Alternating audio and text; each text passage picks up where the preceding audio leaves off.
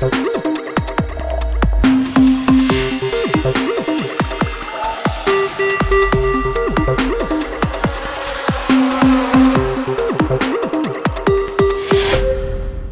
back to Talking Points. If you've missed the first half of the show, you've missed a great discussion on Radio St Lucia and public broadcasting in general.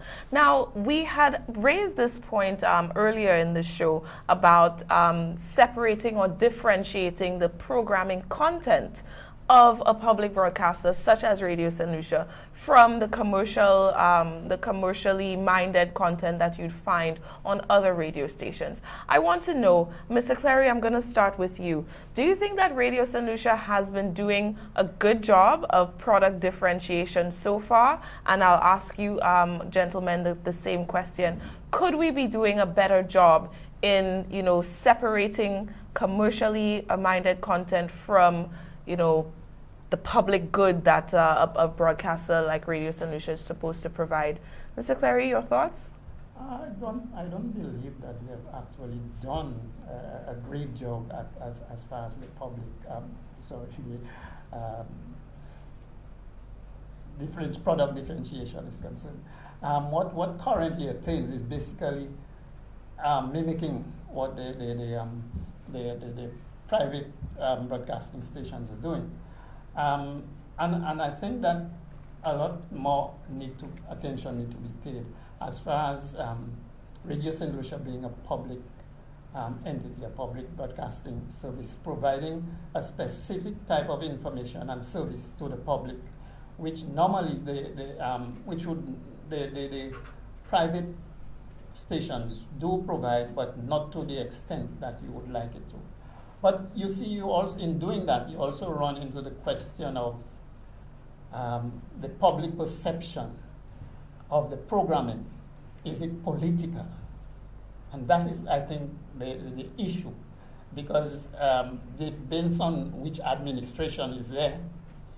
Though you may genuinely want to put out the information that is in the best interest of the public, a lot of the times, because of the administration, the public puts it as being political, and that diffuses sometimes the information and the meaning of what is actually being put out. I believe that as a public government sort of run institution, it should be established to give specific information as far as governance, what the government is doing, removing the political bias out of it. There are a lot of issues that are discussed within the public, and without any information. People hear, it's basically hearsay. We discuss hearsay and not any the facts. So you find that a lot of the times the convenient truths are put out, but the facts are not. And I think that is critical for a government-run institution. We have to ensure that the type of information or factual is presented to the public in a non-political manner. So we remove the real political aspect of it, but provide the facts to the people, and so that they can understand and differentiate that from the hearsay that most of us do. In fact, in our current environment, a lot of the things that are being discussed are out there because of people being misinformed and not being presented with the real facts. So I think Radio St Lucia, in terms of the product differentiation, has to do a much better role if you're going to look at changing the current system. Peter, do you think that Radio St Lucia should be mainly focused on disseminating government information, or do you think that a state-funded broadcasting or state-funded broadcaster can have a more general format in its programming? No, I think basically what it's doing now in terms of the program is not so bad. All right? I mean, I remember when Shelton Daniel was there, and I can tell you that relationship was great. Now, probably could have been Labour Party supporters, I don't know, but I know he got a lot of sponsorship, and his program was very popular. right? Now, one of the things that have affected Radio St Lucia is the politics, and I think Clary touched on it, right? Every manager who has been in Radio St Lucia, right, will tell you, sorry, I should say, all of the staff who have worked with Radio St Lucia for a long time will tell you that one of the major problems facing Radio St Lucia is the politics. Okay? When you say the politics, well, meaning the government in power, or the minister, or the government decides who is going to run the station and what programming they want. Okay, and it's difficult for the professionals to do their work. All right, and if you speak to any staff member who have worked with Radio St Lucia for 5 years or more, they will admit that to you. And unless you can get that out of it, nothing much will change in Radio St Lucia, right? Because the programming you're supposed to do, and as he said, report the facts as they are, and not the convenient truths. That 90% of the time doesn't come out. Okay, and that, I think, unless you can get the politics out of it and do the right thing, let a proper board that is non-political to run it, appoint a proper general manager who understands, his role, and the staff are aware of their role, and then you decide, as I said, the level of efficiencies that you need for the station, and how much you're willing to fund it every year, so everybody's clear as to where we're going, where we're heading, then I'm afraid nothing much is going to change. Calix, do you think that we can, given our social and historical context, ever have a state-funded entity that's free of political interference? I think there needs to be balance, and I think it has to be, as Peter was alluding to, I think the whole issue of governance needs to be looked at. As far as I know, I think Radio St Lucia is essentially a company.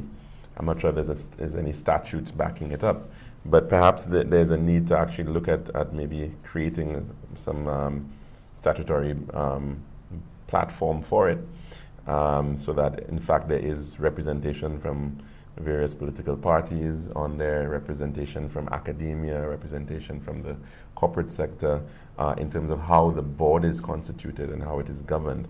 I think that's clearly an area where I think, and public involvement as well, as to how that is actually done. And I wanted to come back to the excellent point that you raised in terms of decision making and how we're reaching decisions. We seem to have reached a decision without having the information, and without doing the necessary analysis as to exactly what is the sectoral space that Radio St Lucia is looking at. What do the people want out there? And I just wanted to raise a point in terms of programming in particular. Because it is a public broadcasting entity, or it should have that role in my opinion, it means that you've got to look at minority interests in particular. So there will be programs which you will have to run as a public broadcasting entity, which will not be profitable, or which will be a minority interest. So, for instance, what about maybe the people who may be 60, 70 years old and 70 years old, and they say that they want to actually have a folk music hour on Radio St Lucia, a local folk music hour, or programming on a regular basis. The Radio St Lucia entity or public broadcasting entity needs to be able to ensure that it looks at minority interests, in as much as the other stations out there are not going to look at the minority interests. So somebody may want a classical music hour, for instance. And when you look at it, classical music is not that much less popular than jazz in the United States of America in terms of purchases of music. There may very well be a market out there for that in St. Lucia. So the question is, what do you want as your society? What is your vision in terms of education, in terms of creating a well-balanced individual, a well-balanced citizen? And I think that should be the basis for where you start dealing with public broadcasting, and seeing what are the modalities that you can use, whether it's through theater, whether it's through drama, whether it's through music, whatever the case may be, and see whether you can actually be able to inculcate that through a public broadcasting system. So what I'm saying essentially is that in as much as we need to be looking at what people want out there, we also need to look at the minority groups out there as well and what they want. And Radio St Lucia, I think, has been trying to do that over the years. It was one of the few radio stations that actually has consistently had a Creole language program, which I think is very, very critical as well. They actually have had, I think on a Sunday, they use their old archival information to create a lecture series which they run every Sunday afternoon. So I think they have been trying to innovate and to use what is available and to use their unique position to create some unique programming. But I think it has to be done within a very clear framework of governance which creates some level of balance and independence, and as well it needs to look at the issue of people who don't necessarily have their interests being in the majority. One concern that people are expressing about the proposal to perhaps roll in the operations of Radio to St Lucia into the GIS framework is that they would think that the station would then just become GIS over the airwaves. How do you prevent that from happening? Very quickly, Mr. Clary. You can, like Calix indicated, the whole question of